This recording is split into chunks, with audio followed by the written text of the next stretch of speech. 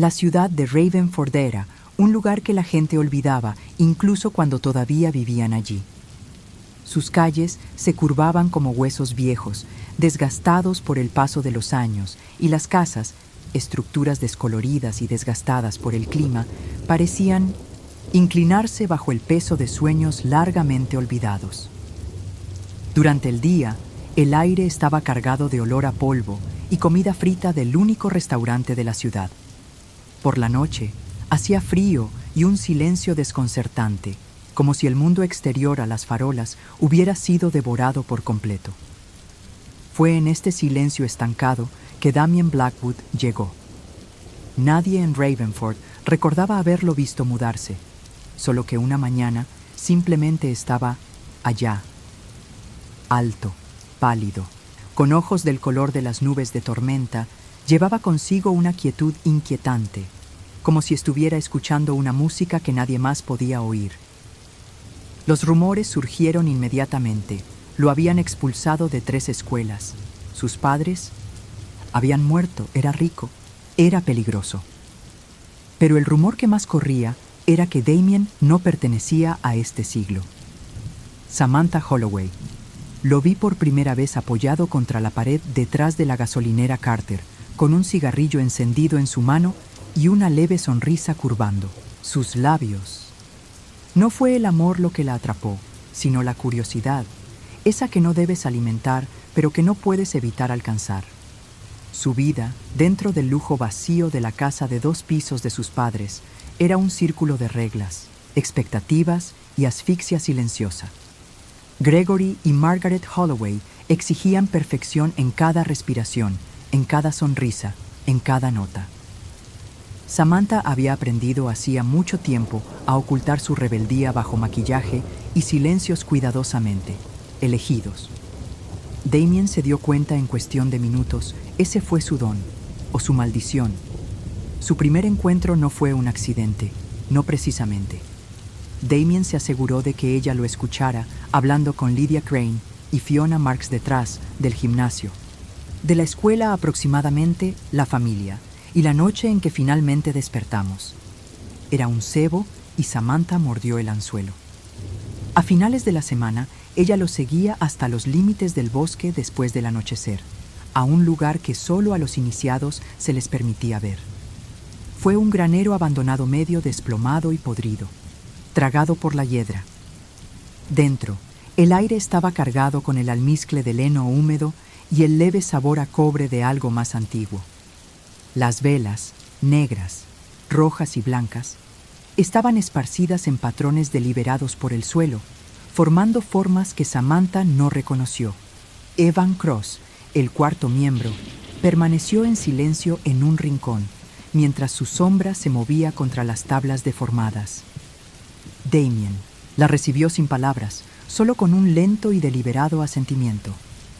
Cuando habló, su voz era lo suficientemente baja como para obligarla a acercarse más. No estamos atados a esta vida, dijo. Somos nosotros los que elegimos la eternidad.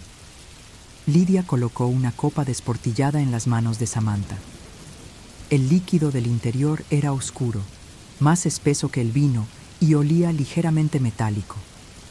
Los ojos de Damien nunca dejaron los de ella mientras decía: «Bebed y seréis nuestros». Ella tragó saliva. Era cálido, incorrecto, y estaba vivo de una manera que le hizo un nudo en la garganta. Ella no preguntó qué era, no en ese momento, porque en el momento en que lo hizo, el granero pareció inclinarse a su alrededor y se dio cuenta de algo peligroso. Se sintió más ligera, más libre, como si las cadenas que sus padres habían enrollado alrededor de su pecho se hubieran roto en un instante. Desde entonces, ella perteneció a el clan. Las reuniones siempre eran de noche. Damien afirmó que la luna era el testigo más fiel, la única luz que no mentía. Les contaba historias, no como cuentos de fogatas, sino historias susurradas como si las hubiera vivido. Guerras, libradas bajo cielos carmesí, amores perdidos en años de plaga, traiciones selladas con sangre. Habló de castillos medio enterrados en la niebla y de tumbas tan antiguas que los nombres se habían podrido en sus piedras. y luego estaban los Normas. Nunca hables del clan con extraños. Nunca rechaces el llamado cuando el líder te convoca. Y nunca, jamás, rompas la sangre una vez que haya sido compartida. Los padres de Samantha notaron cambios inmediatamente. Se quedó despierta hasta más tarde, comió menos y sus ojos, una vez brillantes, tenían el brillo apagado de alguien que ha estado despierto demasiado tiempo. Margaret la interrogó. Gregory amenazó con quitarle su teléfono. Ella comenzó a mentir sin dudarlo, porque nada en su mundo bien cuidado podía compararse con la cruda y accidentada libertad del granero a medianoche. Damien sabía exactamente lo que estaba haciendo. Él le dio trozos de verdad envueltos en mentiras de seda, alimentando el hambre que había encendido en ella. Una noche, mientras una tormenta azotaba Ravenford, él contó la historia que comenzaría a desentrañarla por completo. ¿Crees que naciste aquí?, dijo, sentándose lo suficientemente cerca para que ella sintiera el frío que irradiaba su piel. Pero este no es tu hogar. Ninguno de nosotros pertenece aquí. Te encontré porque ya estabas a medio camino de irte. Samantha no preguntó qué significaba eso, porque a la luz de las velas creyó ver que sus dientes brillaban con más intensidad que antes. El siguiente ritual tuvo lugar 3 noches después. Era diferente, más largo y más pesado. El aire en el granero se sentía húmedo, aunque no entró lluvia. Damien estaba de pie en el centro, sosteniendo la misma copa de la que ella había bebido antes. Dentro había algo más espeso esta vez, el olor. Era tan fuerte que le revolvió el estómago. Esta noche, Damien anunció, sellamos el vínculo. Las manos de Lydia temblaban mientras pasaba la copa. Cuando llegó a Samantha, Damien colocó su mano sobre la de ella, guiando la taza hacia sus labios. Esta vez no cerró los ojos. El líquido estaba cálido, inconfundiblemente sangre, y cubría su lengua como aceite. Una parte de ella quería escupirlo, pero el agarre de Damien era de hierro, y su mirada, una orden. Ella tragó saliva. En ese momento, el granero pareció inhalar. Las velas se inclinaron hacia ella, las sombras se profundizaron, y por un instante juró que escuchó susurro. Voces, bajas y hambrientas, que se enroscaban en las vigas oscuras de arriba. Cuando ella parpadeó, Damien estaba sonriendo. Sus dientes muy blancos contrastaban con el negro de sus labios. «Bienvenida, hermana», dijo. «Eres nuestro ahora, para siempre». Esa noche, mientras caminaba hacia casa bajo una luna temblorosa, Samantha sintió que el mundo se inclinaba. Cada sombra parecía moverse. Cada susurro del viento contra las hojas sonaba como una voz que la llamaba por su nombre. Ella aún no lo sabía, pero la primera cadena estaba cerrada. Y Damien Blackwood nunca dejó ir lo que era suyo. Si quieres, ahora puedo continuar directamente en esquema 2. Juramento de sangre, con el mismo estilo narrativo de terror, la tensión y el terror se intensifican, sin interrupción. De esta manera, para el esquema 6, tendremos la novela de terror completa de más de 50.000 palabras. Ravenford durmió mal esa semana. Los perros aullaban a la nada. Las luces del porche se apagaban un segundo y volvían más débiles. Y el viejo depósito de agua gemía a horas intempestivas, como si algo pesado lo hubiera escalado y se hubiera posado para observar. El pueblo lo llamaría viento. El clan lo sabía mejor. Las noches ahora eran duras. Damien Blackwood trabajaba con su rebaño con una paciencia que, de lejos, parecía bondad. De cerca, era una tenaza. Guardaba sus teléfonos en una caja de hojalata durante las reuniones, por la pureza del círculo, dijo. Y luego les dio de comer historias como si fueran carne. Reyes que se alimentaban de sus hijos, novias que despertaban en tumbas, ejércitos que marchaban bajo una luna roja y nunca proyectaban sombras. Los hechos no importaban, el ritmo sí. Las palabras, como los tambores, desgastan las partes pensantes. Habló más con Samantha. «Naciste con hambre», le dijo, en el granero con las láminas del techo retorcidas bajo la lluvia. Ya lo oigo. Todos los de verdad pasan hambre hasta la primera comida de verdad. De verdad, repitió Lidia en voz baja, como si estuviera probando la forma de la palabra en su lengua. Estaba pálida, ansiosa, sin dormir, pero lo disimuló trazando círculos en la cera de la vela con la uña hasta que le sangró la cutícula. Fiona lo observaba todo y hablaba poco. Contaba las salidas, memorizaba las llaves de cada uno y cada noche mantenía la caja de hojalata más cerca de sí, como si solo el metal pudiera contener lo que se avecinaba. Evan permanecía cerca de Damien como un poste clavado en la tierra, silencioso, firme y ya demasiado lejos para salir. Las pequeñas cosas empezaron primero. Un petirrojo, muerto en el umbral del granero, con la garganta abierta, una mancha húmeda en la pared del fondo que nunca se secaba, y en su mancha una forma parecida a una mandíbula abierta. Una vez, cuando Samantha se inclinó para poner una vela, sintió un aliento en su oído y una voz como grava que decía permanecer. Cuando se enderezó, no había nadie detrás de ella. La vela se consumió 2 centímetros menos en un instante. Damien fomentaba la extrañeza. Quería que la sala girara. Quería que sus cuerpos aprendieran la postura de la presa. Los mortales se aferran a las lámparas, dijo. Vemos mejor en la oscuridad. Él empezó lecciones cementerios después de medianoche. No para vandalizar, afirmaba, sino para comerse el silencio. Se movían entre las piedras, mientras la niebla se arrastraba en franjas sobre la hierba, y Damien se arrodillaba ante fechas del siglo pasado y recitaba nombres en un susurro tan bajo que aguzaba el oído. Les enseñó a escuchar sonidos delgados, un hilo de aire deslizándose bajo la tapa de un ataúd, el tic-tac de los escarabajos en la madera, el más leve suspiro cuando la tierra se asienta. Samantha aprendió, contra su voluntad, que el silencio no es vacío. Está lleno de la más mínima obra de fin.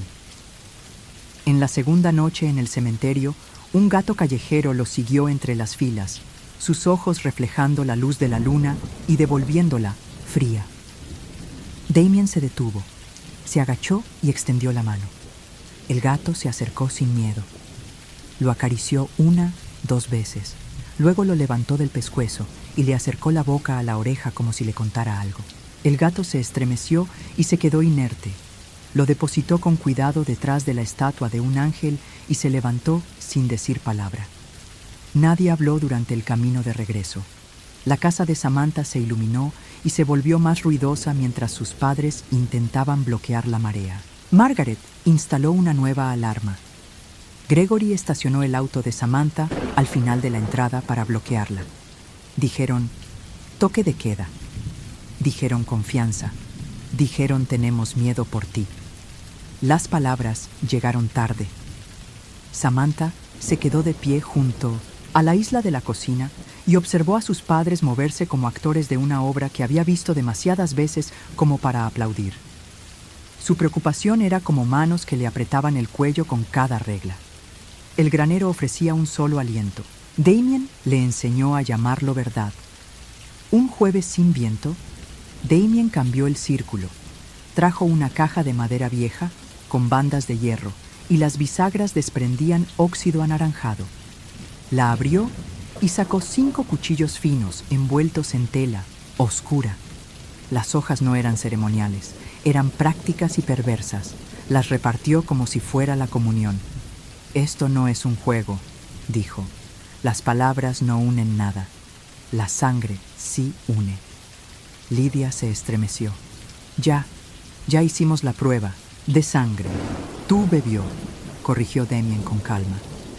No has dado. Se pinchó el pulgar y lo sostuvo sobre la copa central. Cayó una gota gruesa y luego otra. El líquido era demasiado oscuro para ser solo vino. No quiso hacer preguntas. Un corte, dijo, por lo que ofreces, un voto por lo que exiges. Primero, se volvió hacia Samantha. Siempre lo hacía. ¿Qué ofreces? El granero escuchaba. Afuera, el viento arrastraba una rama por el tejado como si fuera una uña. Samantha sabía la respuesta que quería, todo. Ella también conocía la respuesta, que surgió sin ser invitada, mis padres. La culpa se apagó ante la mirada de Damien. Levantó el cuchillo, su mano temblaba. Ofrezco mi miedo, dijo. Y mi nombre. Damien sonrió. Mejor. Guió su muñeca. La hoja rozó su antebrazo y trazó una línea limpia y superficial.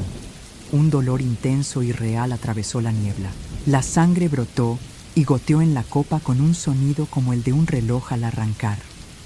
Tu turno, le dijo a Lidia. Lidia se quedó mirando su propia espada, cómo las luces del granero la afilaban y la sujetaban. No se movió. Hazlo, dijo Evan con voz monótona, como si estuviera dando un informe meteorológico. Fiona dio un paso adelante, sorprendiéndolos a todos. Cortó rápidamente con la mandíbula apretada y dio un trago a la copa. Si vamos a hacer algo, que sea con la cabeza bien abierta, dijo. Su mirada se dirigió a Damien y luego a otro lado. Lidia finalmente presionó el acero contra la piel. El corte era torcido. La sangre fluía despacio. Se tambaleó, se contuvo y parecía casi más asustada por el desmayo que por el cuchillo.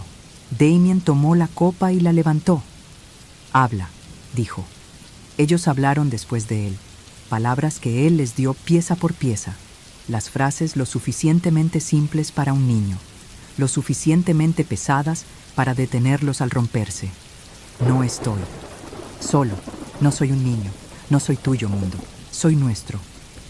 Cuando bebían, la zona húmeda del granero parecía ensancharse y desde las vigas se elevaba una pequeña lluvia de polvo como si algo hubiera desplazado su peso sobre ellos para escuchar mejor. El juramento se les quedó grabado en los huesos. Desde esa noche, los rituales se extendieron del granero al pueblo. Un mechón de pelo robado a la chica que se rió de Fiona en biología. Un anillo robado a la esposa del pastor y enterrado al pie de la torre de agua.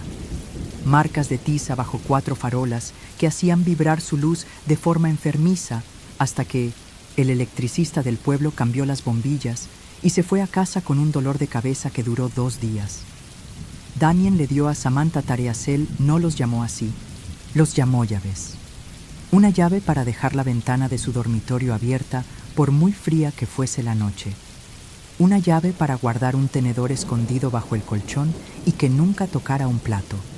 Una llave para susurrar el nombre completo de su padre en un vaso de agua y verterlo en el suelo de la cocina sin limpiarlo. ¿Para qué sirven?, preguntó una vez. Para convertirte, dijo. Todo lo que te ata es una cerradura. Se aprenden las manos abriendo cerraduras. ¿Y si mi madre lo ve? Entonces se entera de quién es el dueño de la casa. Él quiso decir a él. Samantha lo oyó y no se permitió oírlo. Lidia fue la primera en romper la promesa. No la lealtad, sino el sueño. Llegó al granero con los ojos velados por tantas noches en vela y pidió no ir al cementerio. Damien le tocó la mejilla con el dorso de los dedos y dijo con suavidad, casi con ternura. Por supuesto, la ternura la asustó más que la negativa. Esa noche contó la historia de un pueblo que paró la guardia una sola noche porque les ardían los ojos. A la mañana siguiente no tenían nada que proteger. La siguiente vez que Lidia dijo que estaba cansada, Damien no la miró. Empezó a describir un rito que requería 5 voces para completar. No necesitaba decir más. El detective Alan Grayson notó la tiza. Vio al gato en la cerca del cementerio, con la garganta perfectamente abierta. Vio una huella dentro de la puerta de mantenimiento del depósito de agua que no debería haber estado allí, y un conjunto de gotas de vela en un viejo almacén detrás de la ferretería.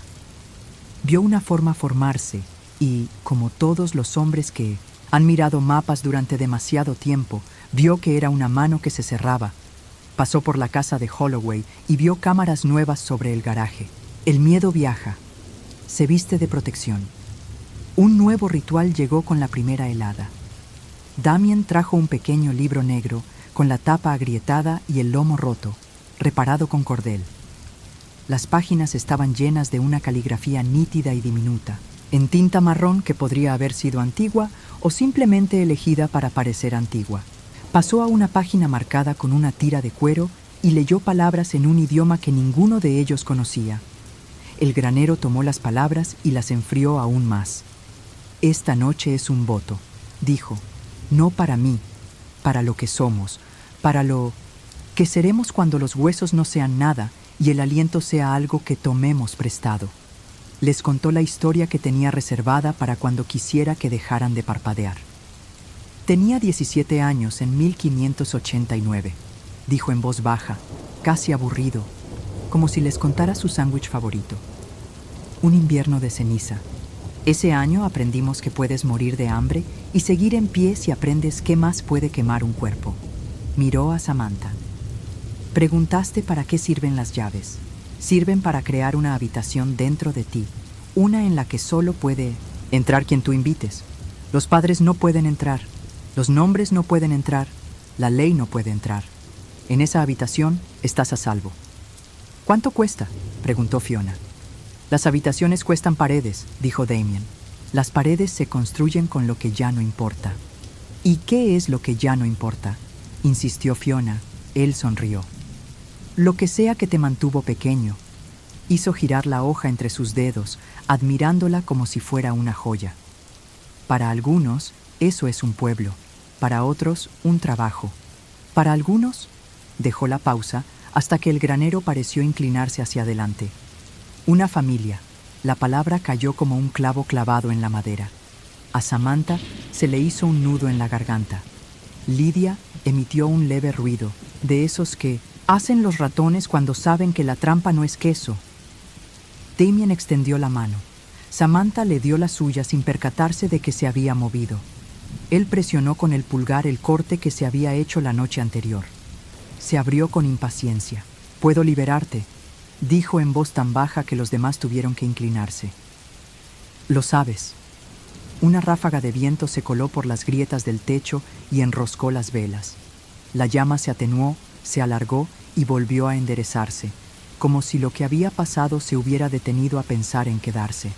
El teléfono de Samantha, encerrado en la lata, vibró una vez y se quedó en silencio.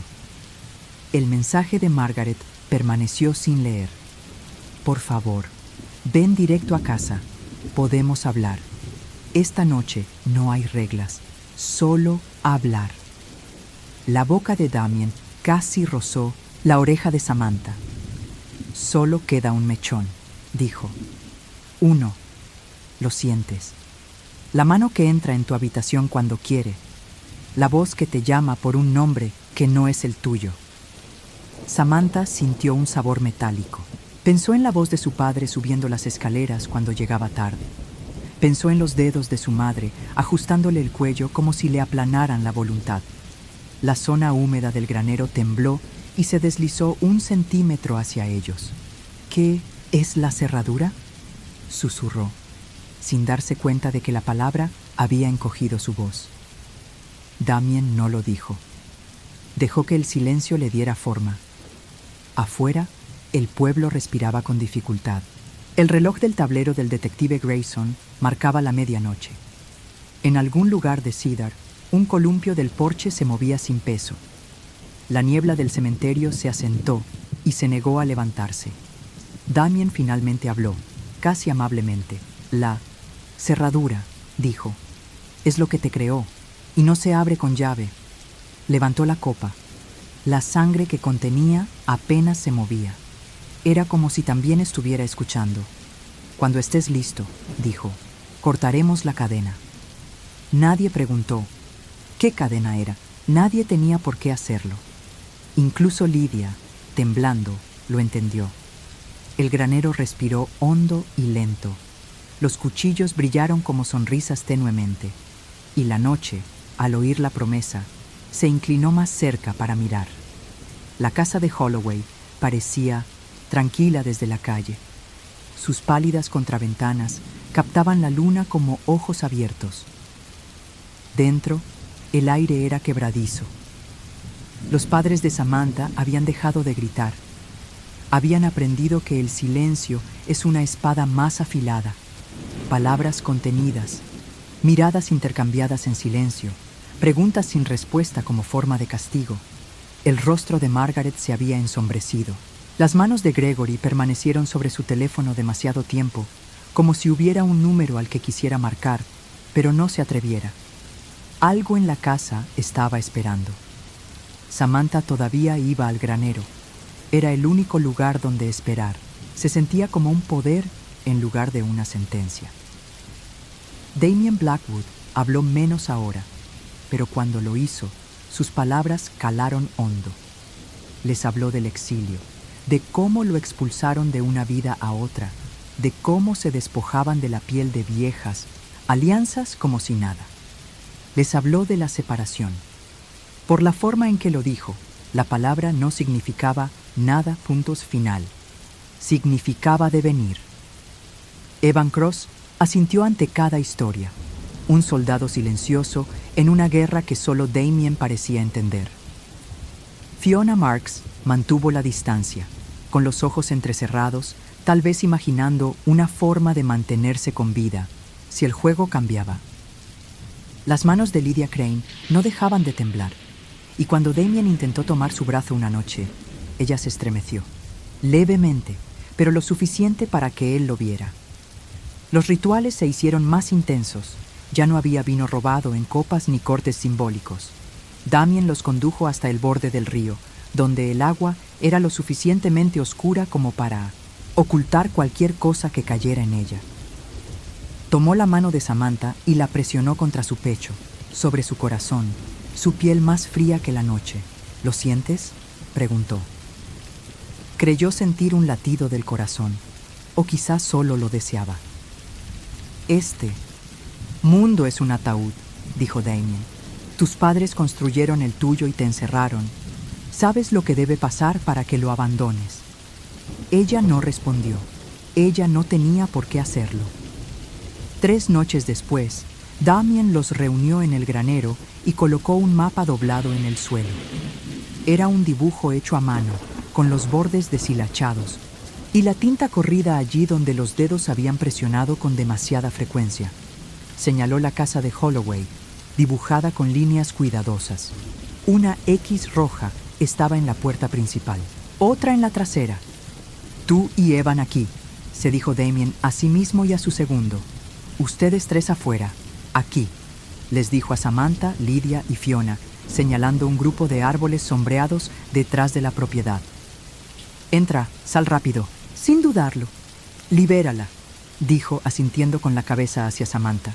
Y nos vamos. Al amanecer, Ravenford no nos volverá a ver. La boca de Lydia se abrió.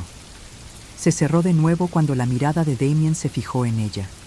Fiona apretó la mandíbula. «¿Hablas en serio?», dijo secamente. Damien sonrió. No fue un sí ni un no.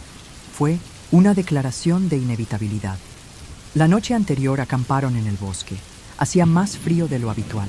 La fogata que habían encendido parecía encogerse en lugar de crecer. La luz se acumulaba cerca y los árboles del exterior eran como formas negras sin bordes. Damien les contó una historia, una que Samantha no había escuchado antes, sobre una niña cuyos padres la mantenían encerrada porque tenía un regalo. Una noche llegaron unos desconocidos, mataron a los padres y se la llevaron. No le hicieron daño, dijo. La salvaron. Samantha observó cómo sus labios se movían a la luz del fuego y vio su propio nombre escrito en los espacios donde debería haber estado el de la niña. Al terminar la historia, Damien se inclinó hacia adelante y dijo: «Cuando pienses en el mañana, imagínatelo como un nacimiento. Sangre y dolor, sí, pero la vida sigue». El bosque respiraba a su alrededor. En algún lugar, un zorro chilló, fino, agudo y demasiado humano en su tono. Lydia se giró hacia el sonido, abrazándose las rodillas. Damien no apartó la mirada de Samantha. Llegó la medianoche y se fue. No durmieron. Fiona estaba sentada aparte, afilando un cuchillo con movimientos lentos y constantes contra una piedra de afilar. Evan revisó el mapa una y otra vez, como si estuviera ensayando un paso de baile. Los ojos de Damien permanecieron fijos en la línea de árboles, y Samantha tuvo la repentina sensación de que estaba esperando que algo saliera y se uniera a ellos. Cuando finalmente se levantaron para irse, Damien vertió las últimas brasas del fuego en la tierra y las trituró con su talón. «No hay vuelta atrás», dijo. El camino hasta la casa de Holloway fue lo suficientemente largo para que el frío llegara a cada hueso. Las casas que pasaban parecían dormidas, pero Samantha no podía quitarse la sensación de que las cortinas se movían después de que pasaban, o de que había rostros invisibles presionados contra el vidrio oscuro. El aire se espesó cerca de su calle. Cuando su casa apareció a la vista, las luces del pasillo del piso superior seguían encendidas. Sus padres estarían despiertos. Se separaron. Damien y Evan se dirigieron a la puerta principal, figuras negras deslizándose en la sombra. Samantha, Lydia y Fiona se agacharon bajo los árboles en la parte de atrás. La hierba estaba lo suficientemente húmeda como para empapar sus vaqueros, y el olor a tierra era pesado y empalagoso. Desde algún lugar dentro de la casa se escuchó un ruido sordo y luego otro. La respiración de Lydia se aceleró. Fiona susurró: «Está empezando». Se oyó un crujido agudo, como si la madera se partiera bajo el peso. Luego silencio. Y luego un sonido largo y arrastrado, como si algo pesado estuviera siendo arrastrado por el suelo. Cuando Damien reapareció en la puerta trasera, tenía las manos rojas hasta las muñecas. Evan lo siguió, pálido y tembloroso, pero en silencio. La expresión de Damien era ilegible, excepto por el brillo en sus ojos. Brillantes, vivos, casi eufóricos. «Está hecho», dijo simplemente. Miró a Samantha. «Eres libre». Ella no preguntó de qué. Ella no preguntó qué les habían hecho a sus padres, ni por qué no le habían permitido verlo. Ella solo dio un paso hacia él, porque el juramento del granero ya había decidido por ella. Abandonaron la propiedad sin mirar atrás. Detrás de ellos, la casa de Holloway permanecía en la misma tranquila quietud que antes, excepto por la leve mancha de algo oscuro en el vidrio de la puerta trasera. Por la mañana, la noticia saldría a la luz. El TAR. Detective Alan Grayson se encontraba en la cocina de Holloway, mirando la raya en el vidrio, la alfombra levantada, el color carmesí en las tablas del piso. Se preguntaría, no por primera vez, si los asesinatos habían comenzado en la casa o en algún lugar mucho más antiguo, en un lugar sin paredes. En un coche robado que salía de Ravenford, Damien Blackwood estaría sonriendo, con una mano en el volante y la otra apoyada suavemente en la rodilla de Samantha, como si fuera un regalo que finalmente hubiera abierto. Si quieres, ahora puedo llevar esto directamente a Esquema 4, la noche de sangre, donde los asesinatos se muestran con detalles escalofriantes, manteniendo el estilo de terror frío y distante del narrador. Es ahí donde la atmósfera alcanza su punto máximo de violencia antes de caer en la paranoia. La casa de Holloway siempre parecía frágil por la noche. Demasiado vidrio, demasiada pintura blanca. Estaba sentado al final de Ashgrove Lane, como una garganta desnuda en señal de confianza. La luz del porche tarareando una única nota cansada para mantener alejada la oscuridad. Esa noche, la bombilla permaneció encendida, sin saber lo que estaba por venir. Damien Blackwood y Evan Cross se acercaron desde la calle, dos sombras que se movían con un propósito. Detrás de la casa, Samantha, Lydia y Fiona esperaban entre los árboles, con sus cuerpos agachados y sus respiraciones condensadas en bocanadas fantasmales. La hierba retuvo la humedad de la noche como una esponja, empapando rodillas y palmas. Dentro, Gregory y Margaret Holloway todavía estaban despiertos. La luz del 500 piso de arriba cambió una vez cuando alguien pasó por el rellano. Damien lo vio, lo archivó y siguió adelante. El agarre de Evan sobre la palanca le puso blancos los nudillos. No llamaron. La puerta principal se abrió con un crujido después de que la delgada hoja de Damien encontró el cuello de la cerradura y giró.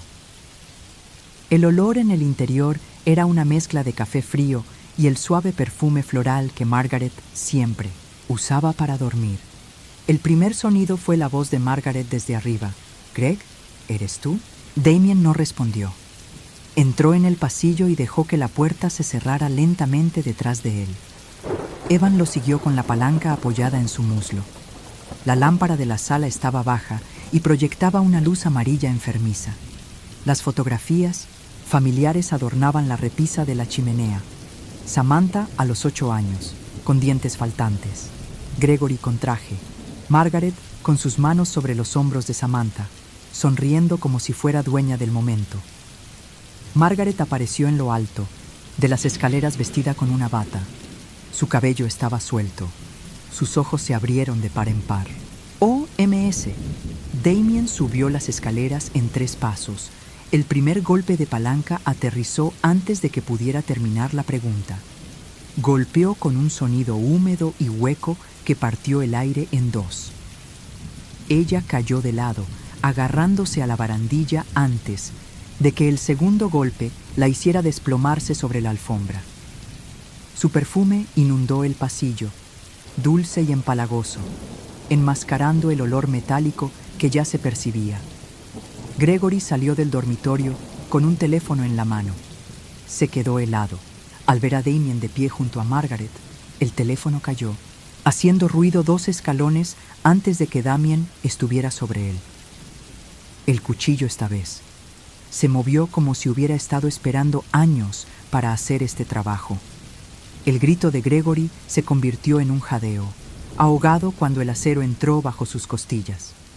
Evan se acercó desde un costado y blandió la palanca en la espalda de Gregory. El sonido era denso y definitivo. No se hablaron. No hubo instrucciones ni vacilaciones, solo el trabajo. Gregory bajó por la puerta del dormitorio. Damien se arrodilló, presionando la hoja una y otra vez, hasta que los ojos del hombre perdieron el foco y su pecho dejó de intentarlo. Cuando se puso de pie, sus manos brillaron oscuras hasta las muñecas. Afuera, las mujeres oían casi todo, los golpes sordos. El grito rápido y agudo se interrumpió, el sonido de arrastrar algo pesado sobre la alfombra. La mandíbula de Samantha se apretó con tanta fuerza que le dolió. Los ojos de Lydia se llenaron sin derramarse. Fiona seguía mirando la puerta trasera, como si ese rectángulo de vidrio fuera lo único real en la noche. Cuando Damien apareció allí, estaba tranquilo, sin prisa, sin locura. Abrió la puerta, salió al porche y dejó que el aire de la noche le secara las manos. «Está hecho», dijo. Su voz era firme, como si acabara de pagar una factura. Evan lo siguió, más pálido que antes, pero sosteniendo la palanca, como si ahora fuera parte de él. Ellos no corrieron.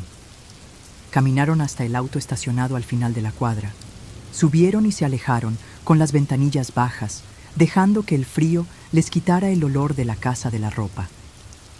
La calle detrás de ellos se cerró sobre la escena como el agua que se traga una piedra. Cuando los vecinos de los Holloway llamaron a la policía a la mañana siguiente, el detective Alan Grayson fue el primero en cruzar la puerta. La sala de estar me pareció extraña de inmediato, demasiado silenciosa, como si algo se hubiera silenciado. Arriba, la alfombra del pasillo estaba, húmeda donde Margaret había caído, las fibras se oscurecieron formando un charco irregular. Gregory yacía en la puerta del dormitorio, con los ojos abiertos y la boca abierta. El olor a hierro flotaba en el aire a pesar de las ventanas abiertas. En la cocina, Grayson notó que el vidrio de la puerta trasera tenía una mancha, oscura en el centro, tenue hacia los bordes, como si una palma hubiera presionado allí antes de deslizarse. Miró los árboles más allá del césped y creyó ver movimiento. Cuando parpadeó, había desaparecido. Para entonces, Damien y su clan ya estaban a kilómetros de distancia y el camino se abría ante ellos. Samantha estaba sentada en el asiento trasero, con las manos en el regazo, sin mirar a Damien en el espejo, pero ella sentía su mirada cada pocos minutos, comprobándola, reivindicando, recordándole. En el silencio, los neumáticos zumbaban contra el asfalto. Sonaba casi como un susurro. Si lo deseas, ahora puedo llevarlo directamente a esquema 5. Los colmillos del miedo, donde el horror pasa de la brutalidad de los asesinatos a una huida por carretera sofocante y paranoica, con el grupo desmoronándose bajo el control de Damien. Mientras el detective Grayson se acerca, esto mantendrá el miedo constante, pero lo hará más psicológico. El camino para salir de Ravenford se sintió más largo de lo que debería, como si estuvieran conduciendo por el mismo tramo de noche una y otra vez. El sedán robado olía a gasolina, a ropa húmeda y a la leve dulzura del perfume de Margaret Holloway, adherido obstinadamente a las mangas de Samantha. Nadie habló durante la primera hora. Damien Blackwood estaba sentado en el asiento del pasajero, con la cabeza inclinada hacia la ventana abierta, dejando que el viento se enroscara alrededor de su cabello. Evan Cross conducía con ambas manos fijas en el volante, la mirada hacia adelante y los nudillos pálidos. Allá atrás, Samantha observaba las sombras cambiantes en los árboles al costado del camino. Lydia Crane mantuvo los brazos cruzados con tanta fuerza que le dolían los dedos. Fiona Marks se apoyó contra la puerta. Su reflejo en el cristal era más nítido que su rostro real en la tenue luz. Al amanecer, cruzaron al condado vecino y tomaron la salida hacia un motel de carretera con un cartel de neón parpadeante.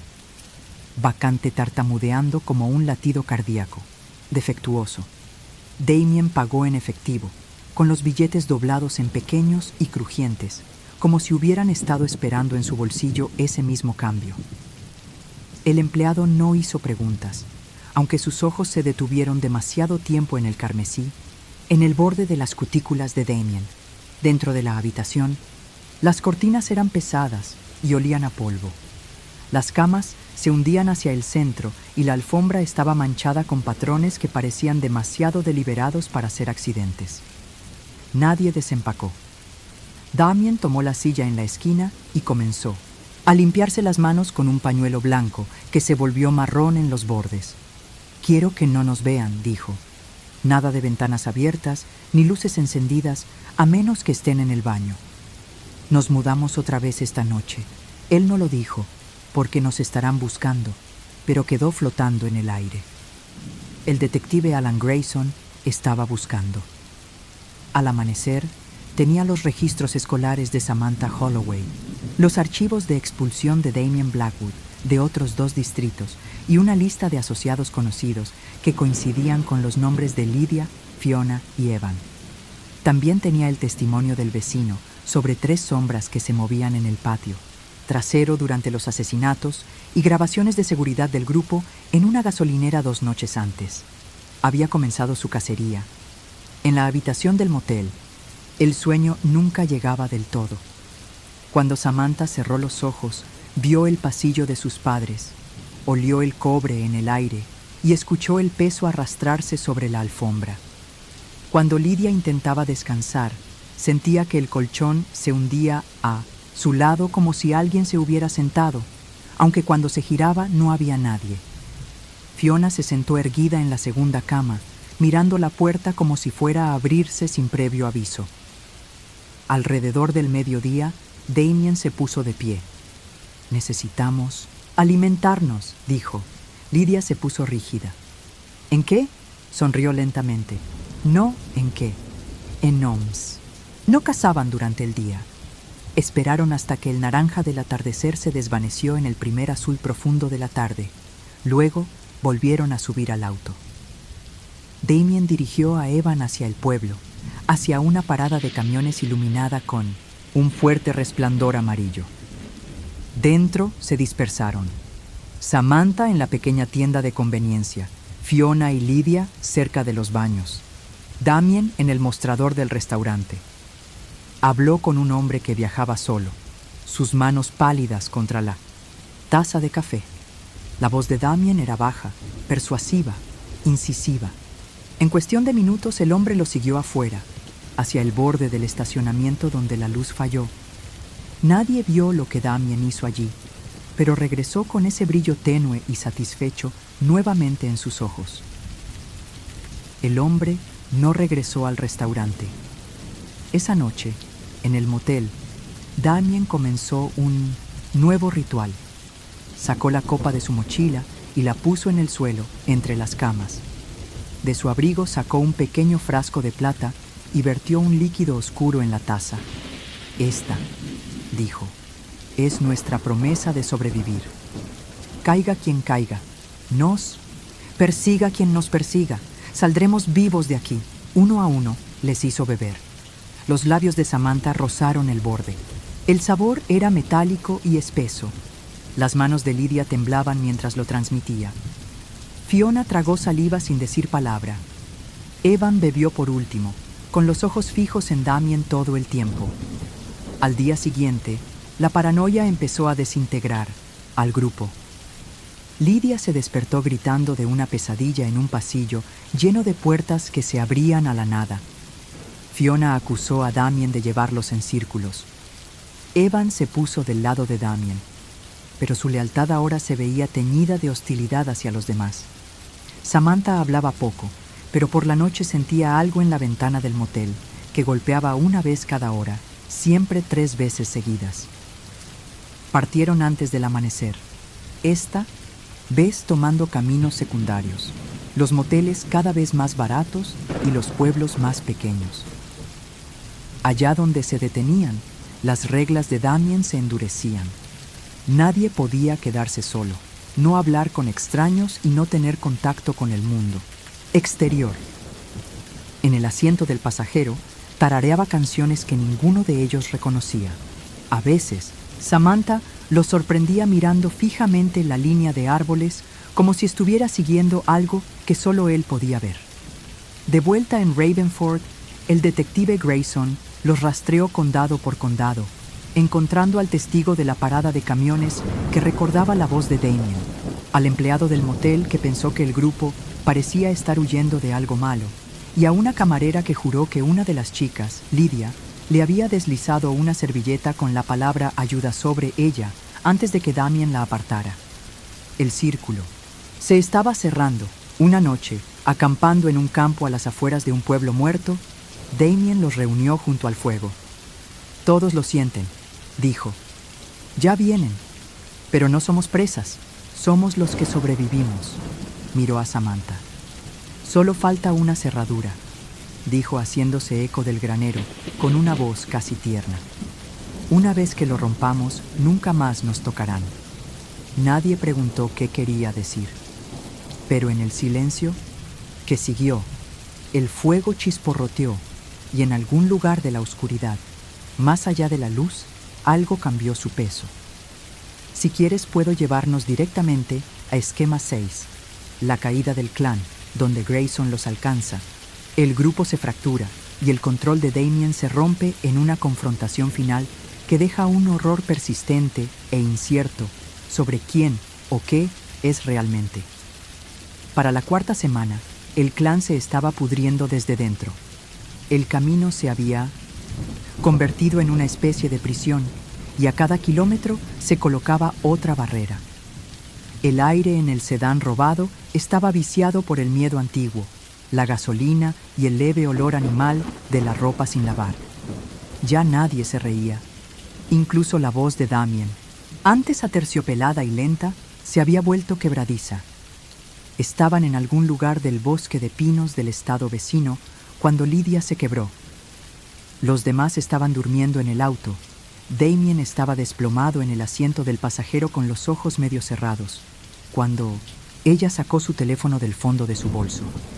Ella le envió un mensaje de texto con una sola palabra a su hermana, aquí, y un alfiler caído en un mapa. Mensaje enviado, batería muerta. Lydia volvió a colgar el teléfono sin hacer ruido. Ella creyó que se había salido con la suya. Ella no se dio cuenta de que los ojos de Damien se abrieron en el reflejo de la ventana lateral. El detective Alan Grayson había estado conduciendo durante 15 horas cuando llegó la alerta. El PIN estaba en una amplia franja de bosque de pinos cerca de County Road 9, el tipo de lugar donde el sonido no se transmitía y los extraños eran detectados demasiado tarde. No pidió refuerzos, algunas cosas no las compartes al anochecer. El grupo se había refugiado en una granja abandonada. El techo se hundió, las tablas del piso se arquearon bajo el peso y el aire olía a lluvia atrapada en la madera. No encendieron velas. Damien caminaba de un lado a otro por la sala de estar, su sombra alargada sobre las paredes, sus botas marcando un ritmo lento y deliberado. Alguien ha estado susurrando fuera del círculo, dijo. Sus ojos se movían de un rostro a otro. Lydia mantuvo el suyo abajo. La mandíbula de Fiona se tensó.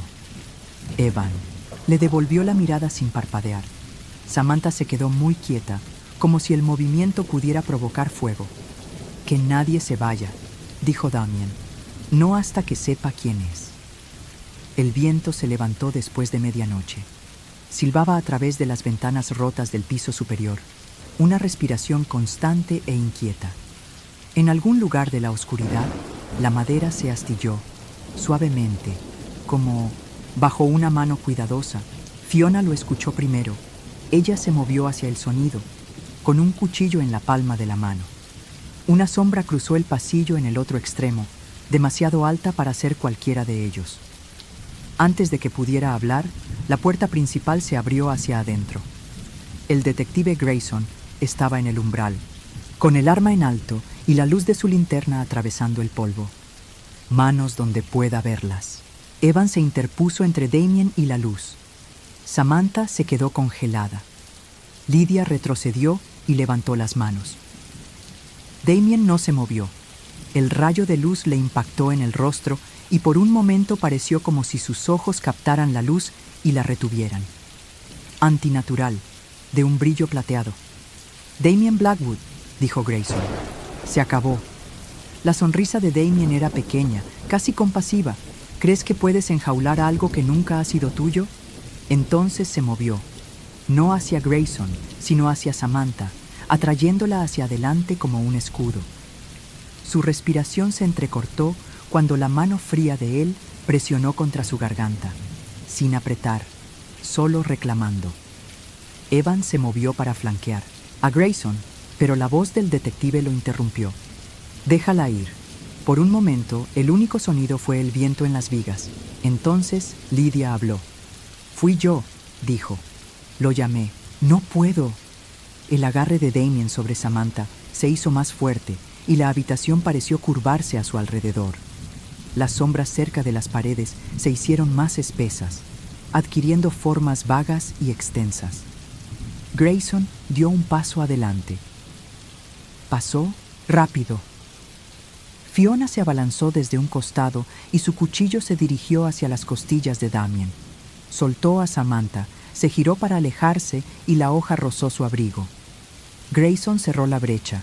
Su hombro golpeó con fuerza a Damien, empujándolo hacia la pared.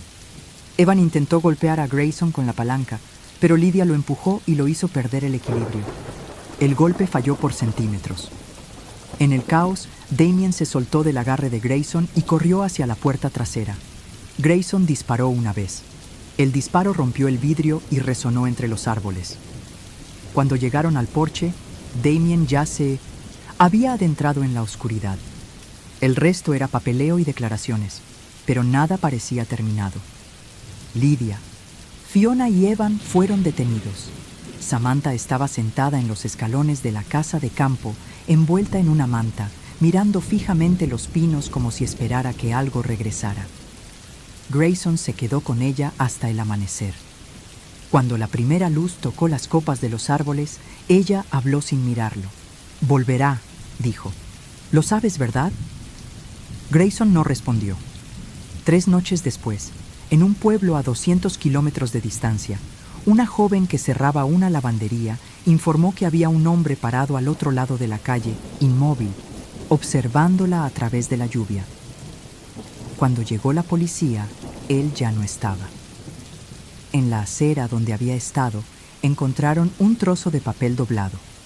En él, escrito con letra clara y tinta marrón: Yo soy nuestro. El camino hacia Capilla.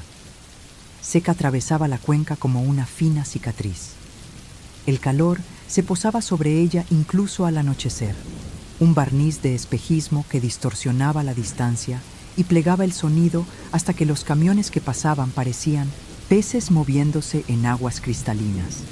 No había ningún cartel de bienvenida, solo una torre de agua inclinada con un nombre pintado sobre otro nombre, y los contornos descoloridos de los agujeros de bala bajo nuevas capas de blanco. Mara Ellison. Y Noé Keane llegó mientras el sol se ponía tras una línea de colinas blancas como dientes. El aire acondicionado del coche se había apagado hacía una hora. Las rejillas de ventilación expulsaban un aliento cálido con un ligero olor a polvo de cobre.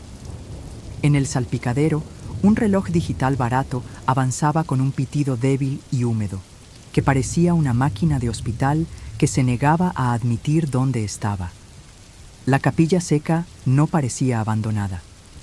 Parecía como si hubiera decidido alejarse un poco del mundo. Un poste de barbero giraba sin una bombilla. Una tienda de comestibles, con letras pintadas a mano, solo mantenía abastecidos los estantes del medio. La puerta de una iglesia había sido repintada demasiadas veces. La veta debajo sobresalía como costillas. El primer lugar con luces y una puerta apoyada sobre un ladrillo fue Bloom's, una barra estrecha encajada entre una tienda de segunda mano cerrada y una armería cuyo escaparate no contenía nada más que un único rifle sin marca colocado sobre fieltro verde, sin etiqueta de precio, sin cartel. Dentro de Bloom's, el aire era 20 grados más suave, impregnado del profundo y añejo aroma a cerveza y aceite de limón. La gramola del rincón brillaba con un azul somnoliento, con la pantalla fija. De la canción que se estaba reproduciendo no tenía palabras, solo una guitarra de acero en un bucle que regresaba exactamente al lugar donde comenzó con pulcritud. Mecánica Iris. Bloom estaba de pie detrás de la barra. Tenía ese tipo de rostro que el desierto da a quienes se dejan tallar por el sol y el viento. Líneas como lechos de río, ojos que no parpadeaban al hablar. Miró primero a Mara, luego a Noah, luego a la puerta, como si decidiera qué admitir y qué fingir que no había visto. «Llegas tarde al cielo», dijo Iris, dejando 2 vasos sin que se lo pidiera. «Es mejor 1 hora antes de que oscurezca». «Llegamos». «A buen tiempo», dijo Noah. «Un buen momento no es lo mismo que el momento adecuado». La mirada de Iris se posó en el hueco de la clavícula de Mara, donde la piel había adquirido un brillo fino y pálido durante la última semana. Una novedad que no era salud, una frescura que la mano no podía calentar. «Conozco a un médico si lo necesitas». «Tenemos un médico», dijo Noé. «Lo conseguí o lo tuve». Iris sirvió agua de una botella alta de vidrio llena de etiquetas viejas. El agua contenía burbujas que se movían lentamente, como si se resistieran a tomar decisiones. Si oyes un conteo en el viento, entra. 4 paredes. No importa de quién sea. Mara y Noé no hablaron. Iris asintió como si hubieran discutido, y ella hubiera terminado. Deslizó una servilleta de papel doblada por la barra, con bolígrafo, una línea de puntos y rayas. «¿Viste eso?», preguntó Iris. Noah frunció el ceño. «¿Morse?». «No, a menos que el alfabeto cambiara. Así es como me llegó». Iris golpeó la servilleta. «Se escribe solo en mi radio cuando el cielo se pone nervioso. Empieza con nombres y termina con números». «¿De quiénes son los nombres?», preguntó Noé. «Depende de quién esté escuchando». La puerta crujió y el viento entró para mirar. 2 hombres en una mesa del fondo se quedaron de pie, dejaron el dinero sin terminar sus bebidas y salieron sin mirar a los recién llegados. Cuando la puerta se cerró, la rocola hipó y volvió a 12, la guitarra de acero, comenzó de nuevo en exactamente la misma nota, y de alguna manera la melodía se sentía un poco cansada de sí misma. ¿Qué hay junto al lago?, preguntó Noé. Lo dijo como si estuviera pidiendo pescar.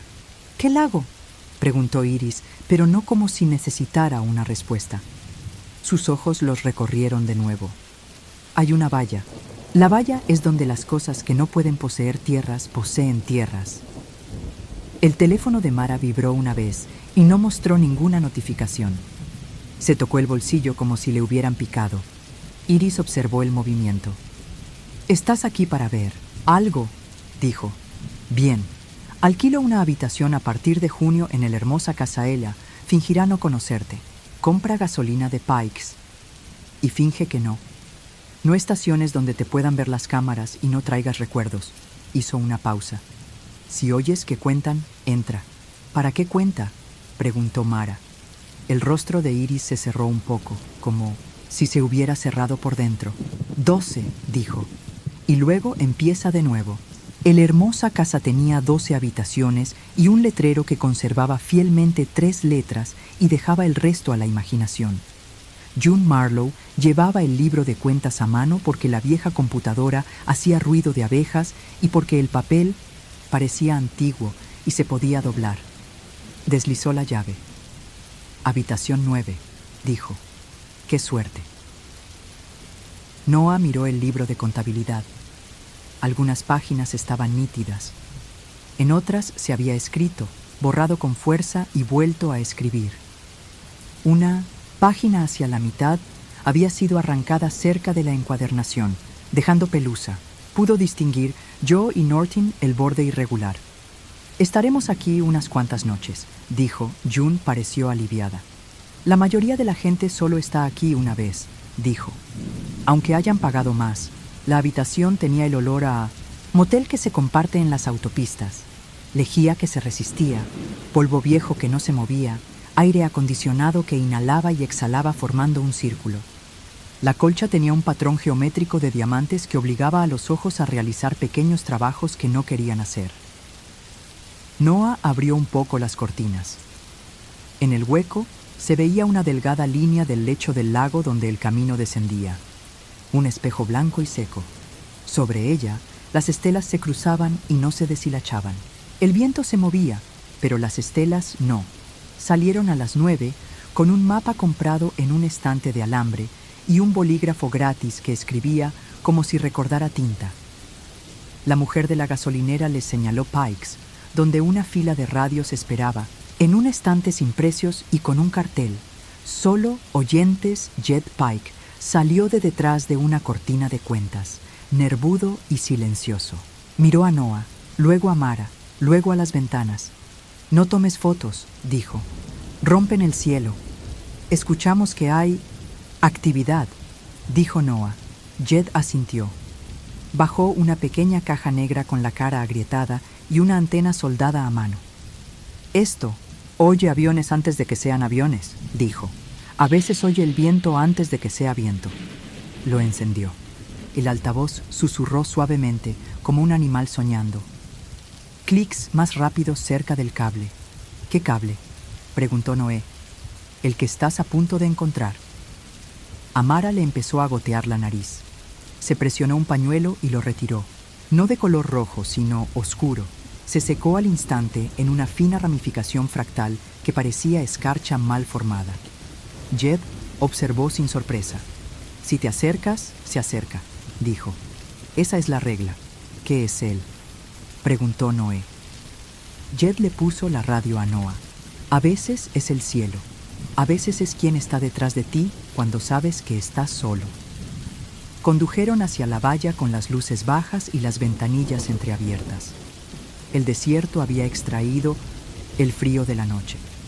Llegó despejado y limpio como un cuchillo. El escáner hizo clic lento, luego más rápido. Los clics se anidaban en un patrón que hacía que el tiempo pareciera contado por algo que no necesitaba relojes. En la valla, el camino se convirtió en teoría en camino. Una hilera de postes se adentraba en la oscuridad y llevaba un cable que recordaba a otros cables. Las señales estaban espaciadas con una precisión que proviene de la política y de quienes las redactan. Prohibido el paso. Prohibida la fotografía. Los intrusos serán procesados. La última señal tenía un recuadro en blanco donde antes había un sello. Noah apagó el motor. La noche se reorganizó en torno a la ausencia del ruido del motor. Los grillos se apagaron como si hubieran recibido una señal. El escáner hizo un clic. Los clics se ralentizaron.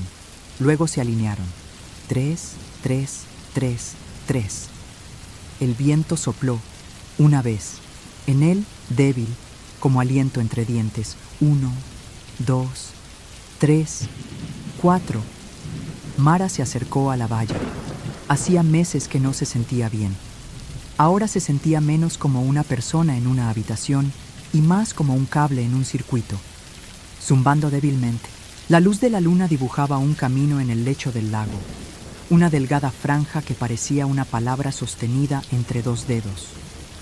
Algo se movió más allá de la valla, donde el suelo se volvió pálido y plano.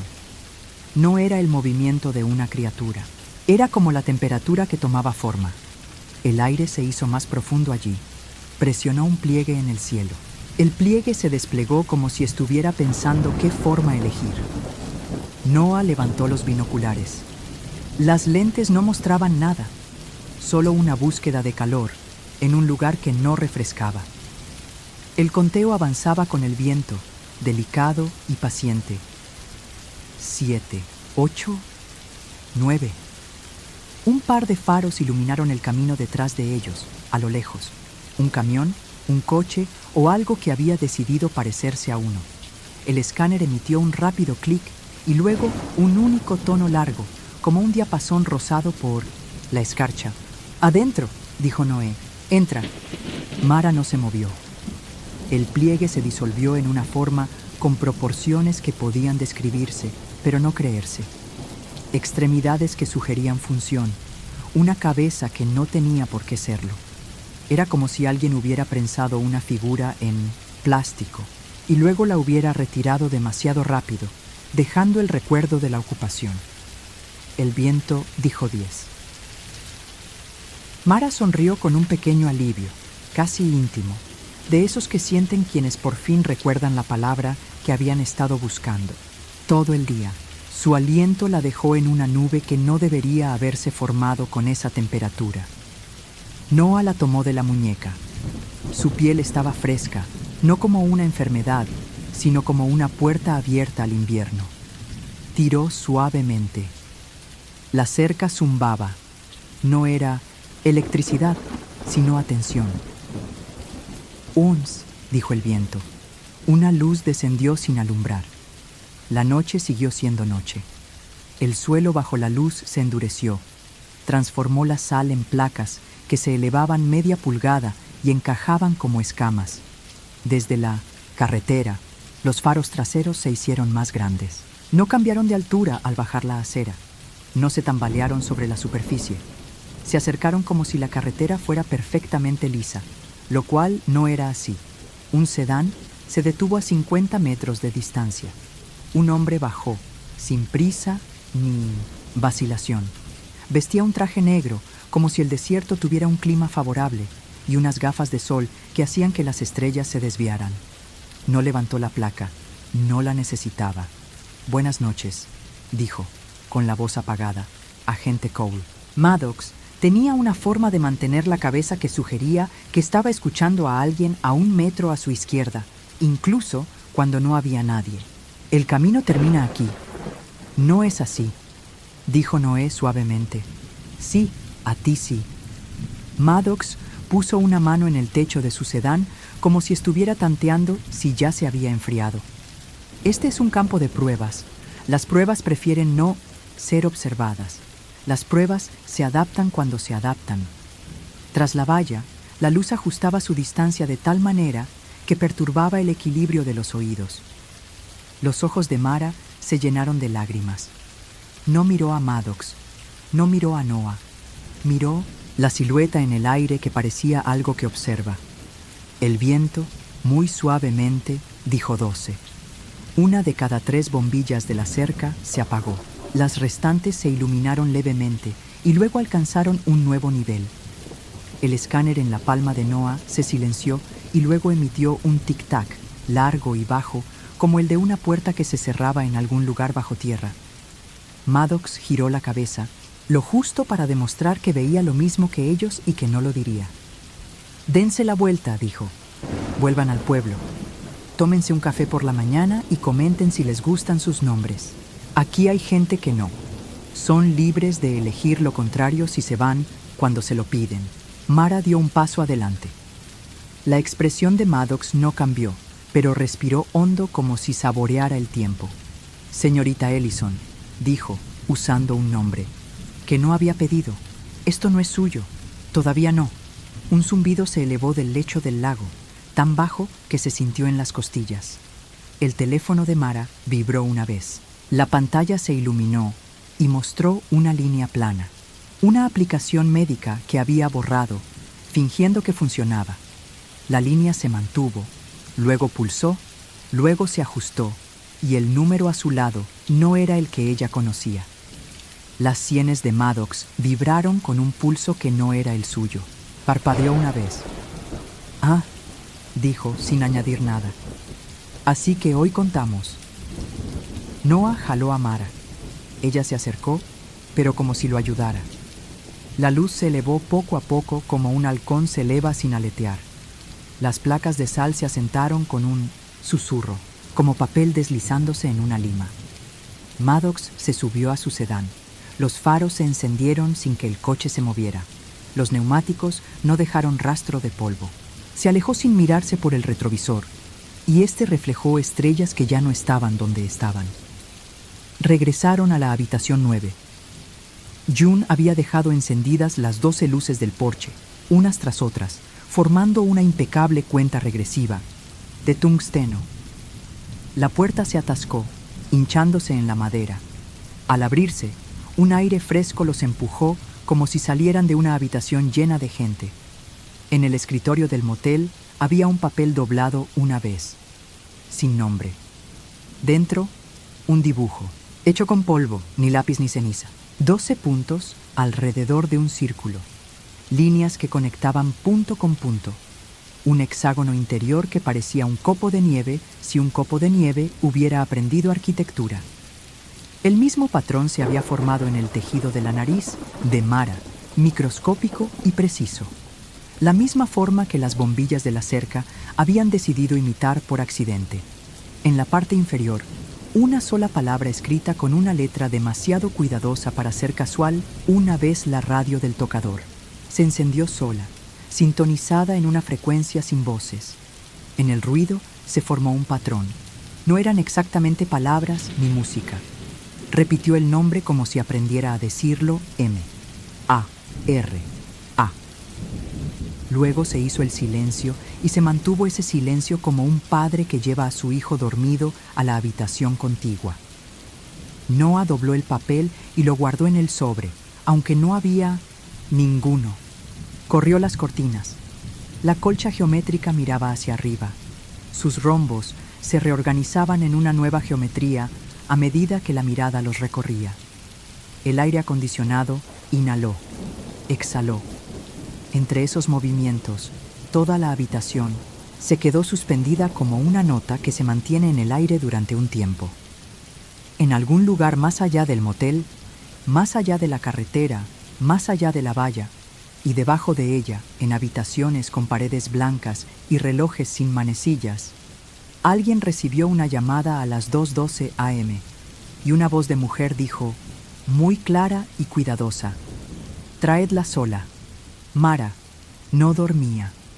Al cerrar los ojos, estaba de pie sobre una costra blanca que recordaba a un lago, y polillas de hielo orbitaban su rostro sin derretirse.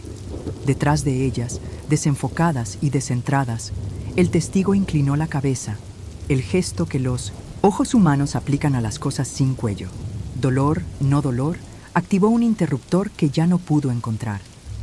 El viento contaba. 1, 2, 3.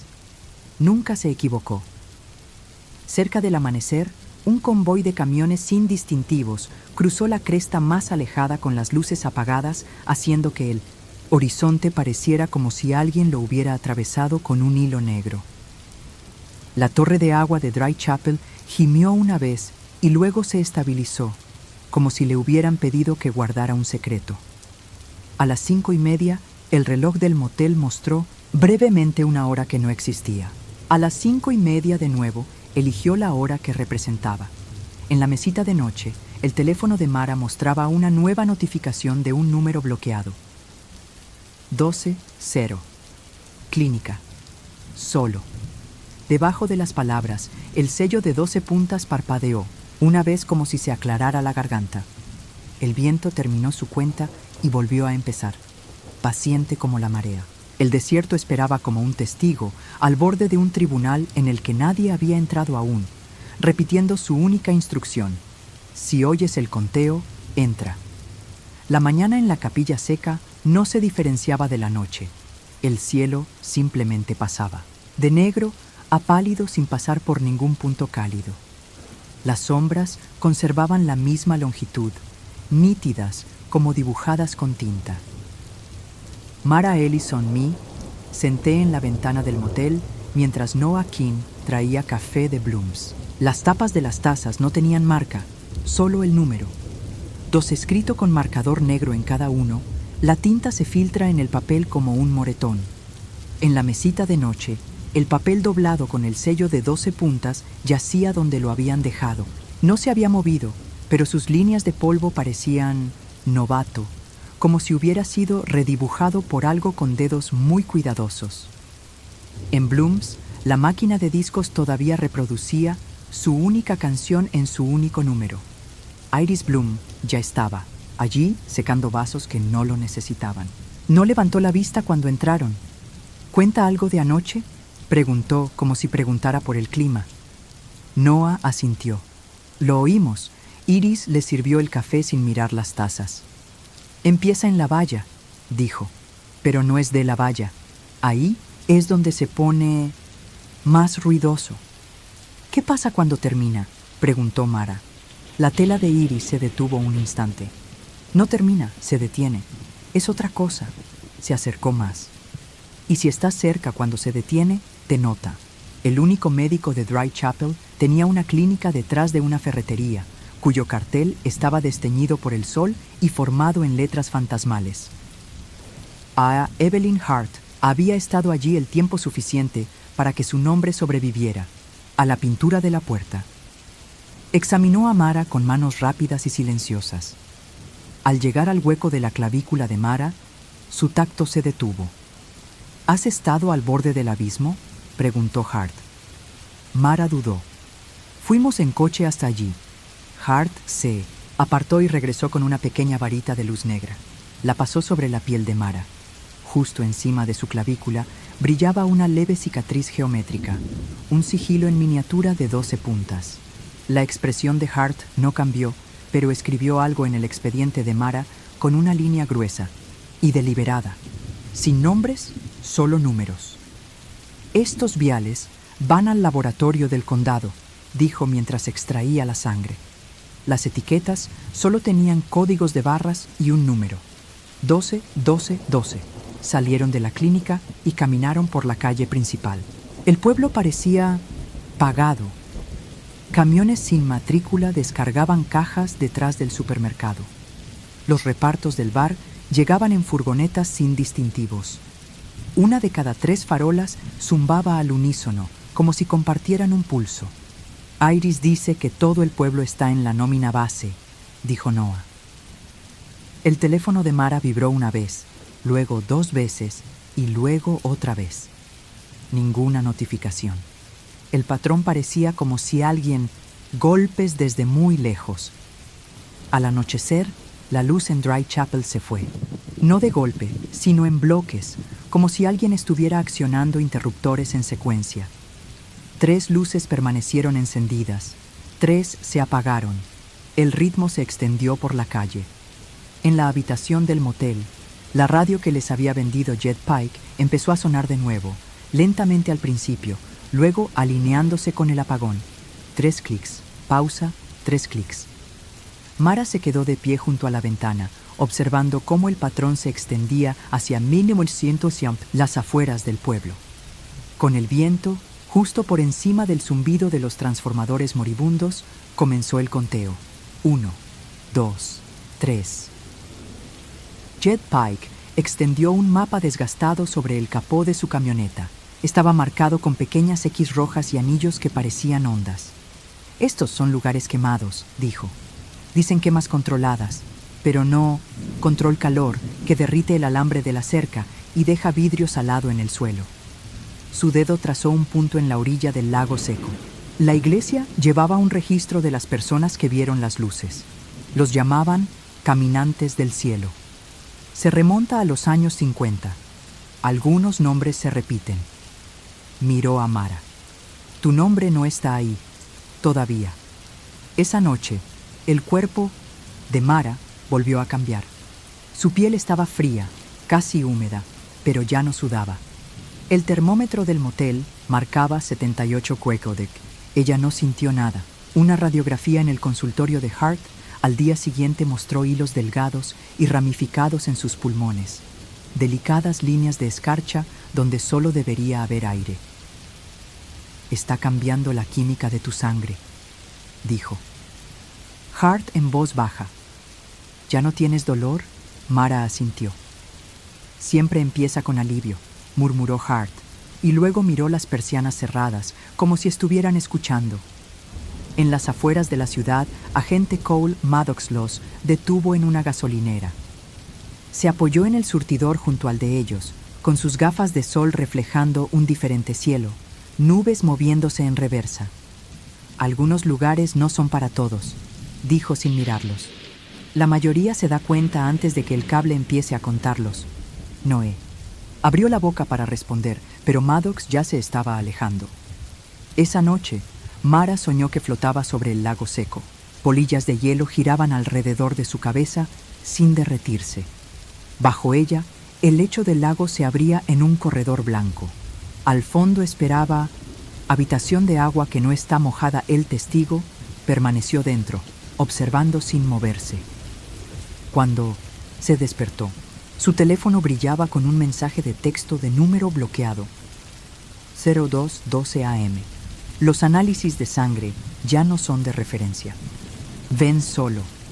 El sello de 12 puntos parpadeó una vez y desapareció de la pantalla. Si quieres, ahora puedo mudarme. Esquema 3. Dentro del alambre. Donde Mara entra en las instalaciones de Groom Lake, el Dr. Hart revela parte de la verdad y el testigo inicia contacto directo, transformando la historia de la paranoia del desierto en un horror claustrofóbico y contenido dentro de la base. Aquí es donde la conspiración se agudiza hasta convertirse en un terror cósmico. El camino a la base no figuraba en ningún mapa.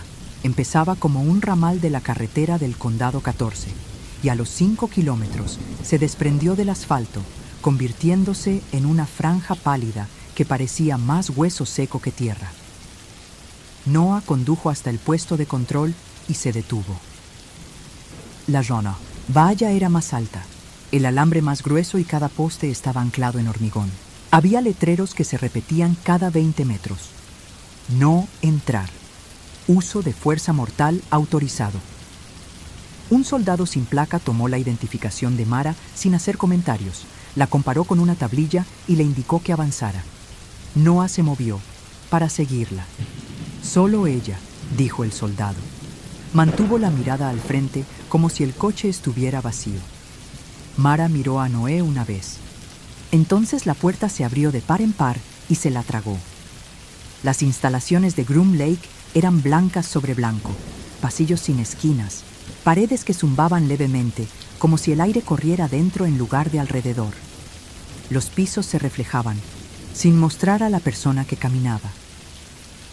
Dorora Evelyn Hartla encontré en un cruce, con una placa sin foto. Por aquí. Pasaron por habitaciones sin ventanas, con puertas marcadas solo con números. Los números no eran secuenciales. Las cámaras los seguían antes de moverse. Los relojes de las paredes no tenían manecillas. Hart abrió una puerta que daba a una estrecha sala de reconocimiento. «Siéntese», dijo. La luz era demasiado uniforme para crear sombras.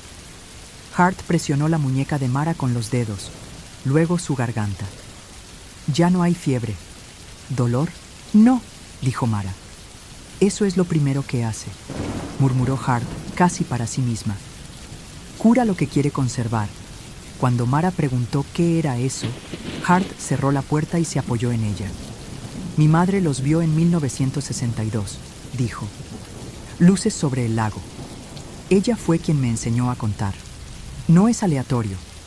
Es un lenguaje. 12 puntos, 12 tonos, 12 pasos para abrir una puerta».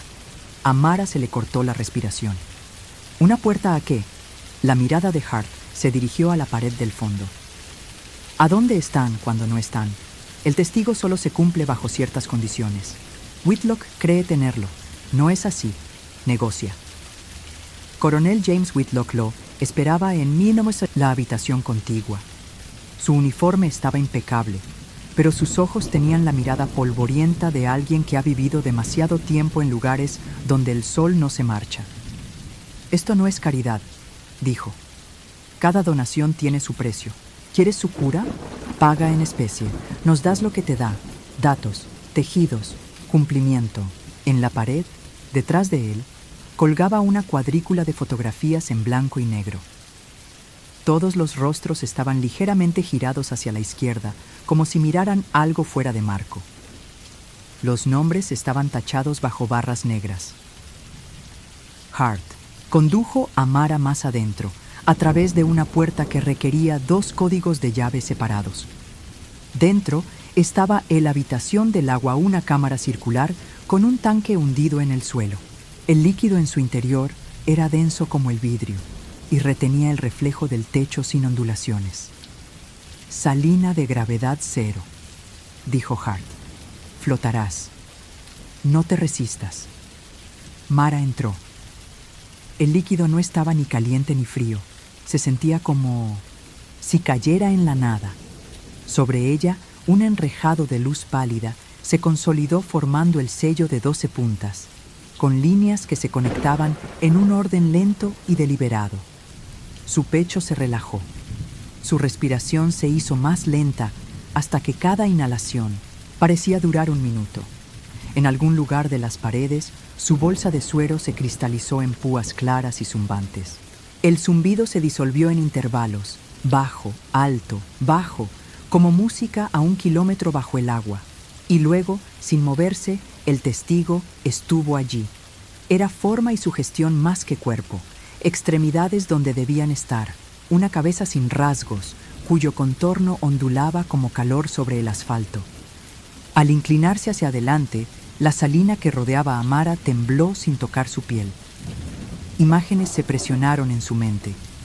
Dunas colapsando en un campo de estrellas, una cama de hospital disolviéndose en un mapa del lago, una sombra en la sal que no era suya. Su voz, si voz, llegó sin sonido. «No morirás, pero no serás solo tú». La garganta de Mara se movía, pero no le salían las palabras.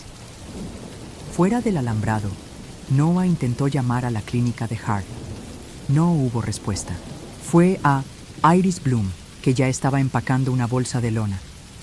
«No la dejarán salir», dijo Iris. «A menos que salga diferente». Ella y Noé encontraron Jed Pike en su taller. Jed sacó una vieja placa de contratista, con los bordes deshilachados, y un juego de cizallas. «Los túneles de servicio pasan por debajo de la valla este», dijo Jed. «Creen que están sellados, se equivocan». De vuelta en la sala del agua, el testigo se acercó. El sigilo sobre la cabeza de Mara brilló, con sus puntos pulsando en secuencia. La escarcha floreció sobre sus hombros en perfectas placas hexagonales. El dolor en sus huesos se desvaneció. El costo. La voz de Hart interrumpió, quebradiza. «Te curará reescribiéndote. Primero la biología, luego el resto. Podrías sobrevivir como algo para lo que la ley no tiene categoría». Las alarmas comenzaron. bajas y lentas, luego acelerándose. Por el intercomunicador, la voz de Whitlock. Sellad el campus, continúen con la etapa 12. Hart agarró a Mara del brazo y la arrastró hacia una estrecha puerta de servicio. Muévete, ya. El pasillo que se extendía más allá estaba más oscuro, el zumbido en las paredes, más intenso. Pasaron por puertas sin tiradores y oyeron unos golpes tenues dentro de una de ellas. Al principio, los golpes fueron lentos. Luego, siguieron. El ritmo del viento. 1, 2, 3. Llegaron a la entrada del túnel justo cuando unas botas pesadas pisaban el piso de arriba. El aire olía a polvo que no se había movido en años. En algún lugar detrás de ellos seguía el zumbido del testigo, constante, pausado, paciente. Las instalaciones de Groom Lake fueron muriendo poco a poco. Al principio, las luces del pasillo se atenuaron, como si estuvieran nubladas por el interior de las bombillas. Luego, los monitores de seguridad mostraron solo blanco, sin estática, sin imagen, solo un blanco tan plano que lastimaba los ojos. Finalmente, el zumbido en las paredes cesó y el silencio se apoderó de todo hasta tal punto que fue difícil respirar. En Dry Chapel, a 5 kilómetros de distancia, las farolas hicieron lo contrario. Empezaron a brillar con un pulso sincronizado. 3 encendidas, 3 apagadas. La secuencia se extendía por la calle principal como una ola, cada apagón sincronizado con el mismo reloj invisible. En el centro de mando de la base, Coronel Whitlock C. quedó de pie junto a los monitores apagados, con la mandíbula apretada. «Red de respaldo», ordenó. Los técnicos se movieron rápido, pero les temblaban las manos. Cuando los generadores secundarios rugieron, los focos del exterior de las instalaciones parpadearon una vez y luego se apagaron de nuevo. Whitlock se volvió hacia el mapa mural del lago seco. «Están aquí», dijo. En el túnel de mantenimiento, Dr. Hart arrastró a Mara. El aire estaba viciado. El hormigón sudaba bajo la luz de emergencia. Sobre ellos, las botas resonaban, equipos que se movían para contener algo que ya no podían ver. La radio de Hart crepitó. Una voz, demasiado tranquila para la situación, le contó al oído: 7, 8, 9. Ella arrancó la batería y la dejó caer. En la superficie, Noé King y Jed Pike cruzaron la valla este con cizallas.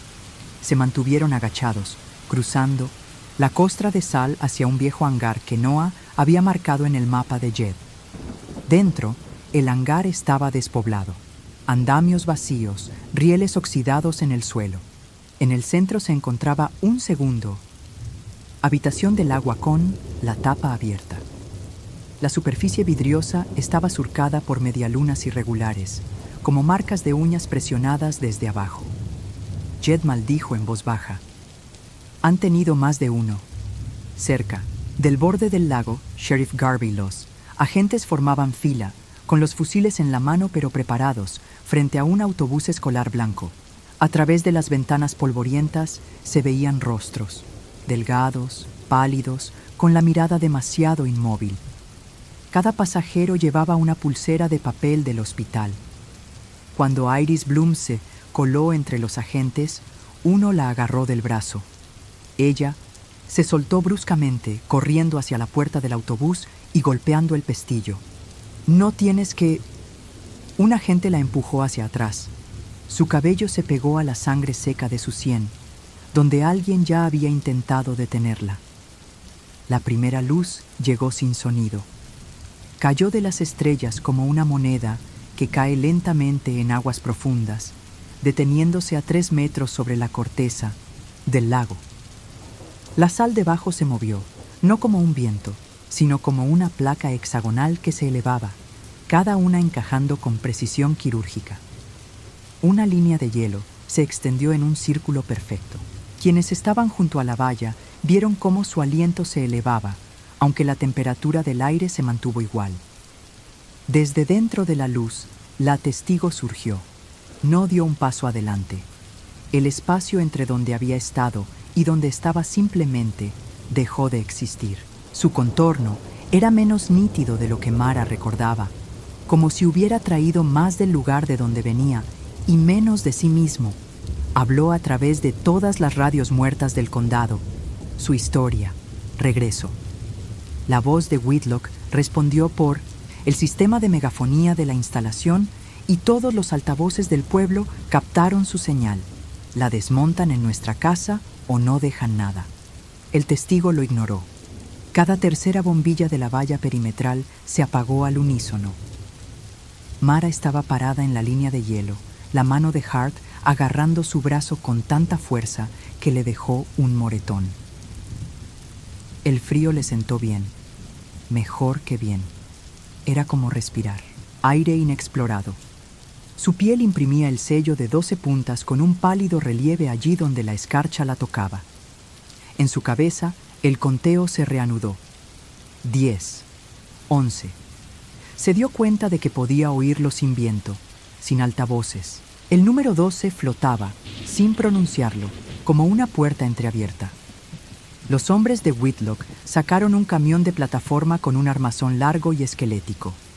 En su soporte había una antena parabólica con emisores y cables conectados a un remolque con generador, matriz de energía dirigida, siseó Hart. Va a disparar a él. Cuando el conjunto se disparó, el haz atravesó al testigo como si fuera niebla. La luz que lo cubría ni siquiera se movió. El rayo impactó la sombra de Mara sobre la sal, quemándola en la corteza con una negrura perfecta. La sombra permaneció inmóvil cuando ella se movió, una plantilla oscura que se movió ligeramente tarde, como si estuviera pensando en seguirla. Ella gritó una vez, y el sonido se dividió en 2 tonos que no coincidían. Noah salió del hangar y corrió hacia ella. Jed lo siguió, cubriéndolo con un rifle robado. Whitlock gritó que cerraran el perímetro, pero la mitad de sus hombres permanecieron paralizados, con la mirada fija en las placas de sal que subían y bajaban como si respiraran. El testigo inclinó lo que podría haber sido su cabeza hacia Mara. La escarcha le trepó por los brazos como una telaraña. El aire a su alrededor brilló, distorsionando el rostro de Hart, convirtiéndolo en algo a la vez familiar y extraño. 12, dijo la voz dentro de ella, fuera de ella, en la corteza, bajo sus pies. La línea de hielo se profundizó y las placas se alinearon. El testigo extendió un brazo, más largo que la altura de un hombre, doblándolo por articulaciones que antes no tenía. El aire se plegó a lo largo de 12 costuras, como una linterna de papel que se derrumba hacia adentro. En Dry Chapel, todas las radios se encendieron a la vez y el conteo comenzó de nuevo. Iris levantó la vista de la ventanilla del autobús para ver cómo las estrellas se reorganizaban sobre el lago, adoptando un patrón que solo había visto en dibujos de tiza y sueños medio olvidados. En el motel, el reloj de la habitación, 9 saltó de las 11:59 a las 12:00 y se quedó allí, y sobre la sal, Mara avanzó hacia el círculo. La línea de hielo se rompió cuando Mara se apartó del círculo. No se derritió, se retrajo y los platos se hundieron en la sal con la misma suavidad con que se cerraban los cajones. El testigo no lo siguió, pero tampoco desapareció. Permaneció a una distancia fija, como atado a ella por una regla que ninguno de los dos había dicho. El doctor Hart le agarró la mano a Mara. «Tenemos que irnos ya». Noah llegó hasta ellos sin aliento, con Jed Pike cojeando detrás y el rifle colgando suelto en su mano. En lo alto, los helicópteros de la base se inclinaron para perseguirlos, pero sus rotores no emitían ningún sonido, solo un leve gemido, como el de un cristal al rayarse. Huyeron en la destartalada Suburban de Hart, con las luces apagadas. Las salinas dieron paso a un camino de tierra y luego a asfalto agrietado. El espejo retrovisor mostraba al Witness siguiéndolo, nunca más cerca, nunca más lejos, deslizándose sobre el suelo sin levantar polvo. «¿Por qué no se detiene?», preguntó Noé. «Porque aún no lo has decidido», dijo Hart. Mientras se adentraban en el desierto, Hart les contó lo que Whitlock había dicho. Etapa 12, realmente quise decir. Es un intercambio, dijo. Una vida salvada, una vida preservada. Para siempre. Se llevan lo que curan, o a alguien en su lugar. Has sido marcada, Mara. Tú o alguien a quien amas. Mara miró por la ventana la oscuridad en movimiento. Las palabras parecían inevitables, como el 12º conteo en el viento. Al amanecer, estaban a 40 millas del lago. Se detuvieron en una alcantarilla para descansar. El vehículo quedó oculto debajo de una valla publicitaria derrumbada. Jed sacó el escáner roto de su mochila. Incluso con un agujero de bala en la carcasa, seguía haciendo un leve clic. 3, 3, 3. Cuando el patrón cambió a un ritmo constante y lento, Jed miró a Mara. «Eres tú», dijo. «Ahora te está oyendo». El desierto erosionó la confianza rápidamente. Fiona no estaba allí, solo Hart, Noah, Mara y Jed. Pero incluso en este pequeño círculo, la sospecha creció. Noé comenzó a preguntarle a Mara si podía sentir fuego. Cuando el testigo pensó en ella, ella admitió que era como la luz del sol sobre la piel, sin calor, reconfortante de una manera que no quería nombrar. Jed negó con la cabeza. Así es como te impide escapar.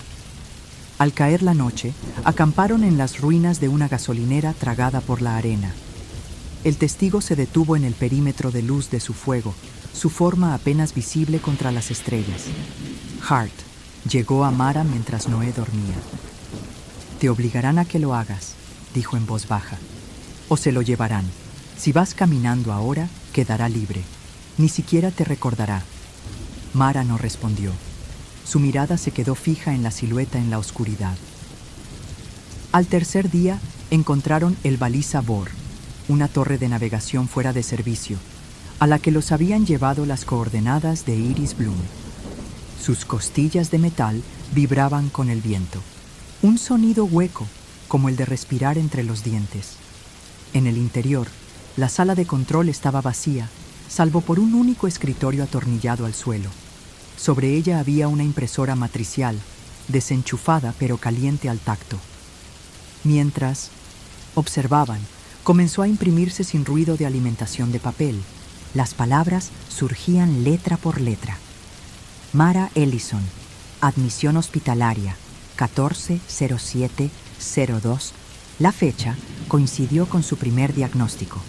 Debajo, la fecha del día. La impresora escupió una última hoja. Ella vive. Él olvida. La tinta se corrió, ligeramente por los bordes, como si el papel la hubiera absorbido demasiado rápido. Los reflectores destellaban afuera, el resplandor del convoy de Whitlock avanzando lentamente sobre la cresta. Los motores giraban a baja velocidad, con mesura, como si los vehículos se prepararan para un cerco. El testigo permaneció inmóvil en el otro extremo de la sombra de la baliza. Mara se giró hacia Noah. Su rostro, ya pálido por el cansancio, parecía más delgado bajo el haz blanco de las luces que se acercaban. Ella miró a Hart, quien se limitó a decir: «No puedes ganar ambas cosas». El hedor salado del lago transportaba el viento, aunque estaban a kilómetros de él. Mara se dirigió hacia la puerta y dijo con voz suave: «Abre 12. Si quieres ahora puedo completar la historia con esquema 6. El último umbral, donde se cumple el pacto de Mara con el testigo, las fuerzas de Whitlock no logran contenerlo, y el final deja un temor persistente e incontestable sobre en qué se ha convertido Mara y lo que Noah tuvo que hacer para dejarla vivir. Aquí es donde cada hilo se tensa hasta la ruptura. El marco de la baliza crujía bajo un viento que no tenía temperatura. El aire se plegó en 12 costuras que irradiaban desde Mara Ellison, mientras el metal de la torre se escarchaba a lo largo, de líneas geométricas perfectas, el testigo movido sin cruzar distancia. De repente estaba más cerca, su contorno ahora más definido, las extremidades firmes, la cabeza inclinada de una manera que sugería atención, no piedad. Noah King dio un paso hacia ella. «Mara», Se giró. Si te lleva, lo olvidarás. Si me lleva, no seré yo. Tras ellos, el convoy de Whitlock se desplegó en semicírculo. Los motores estaban al ralentí. Los focos brillaban contra la escarcha, proyectando sombras largas y definidas que se retrasaban medio segundo con respecto a sus dueños. Whitlock estaba en el vehículo delantero, con el megáfono en la mano. «Conténganlos a ambos». Sus hombres avanzaron con las redes listas. La primera descarga no impactó en nada. Las mallas cayeron flojas sobre huellas que aparecieron un instante antes de que las botas las pisaran. El brazo del testigo se extendió lo suficiente como para proyectar una sombra sobre toda la puerta. Mara entró. La escarcha le recorrió la piel, formando el sello de 12 puntas, cada una de las cuales se encendió una vez antes de convertirse en una luz tenue y fija. Su respiración se detuvo. Luego reanudó su ritmo a un ritmo que no coincidía con el de su corazón. Dentro de su pecho, los filamentos de sus pulmones temblaron, se licuaron y desaparecieron. Todos los marcadores tumorales del escáner portátil de Hart se redujeron a 0 en segundos. Noah se tambaleó. Sus ojos se tornaron vidriosos, luego distantes. Pronunció una serie de sonidos sin vocales. Sus manos se tensaron y aflojaron como si recordara la idea de los puños.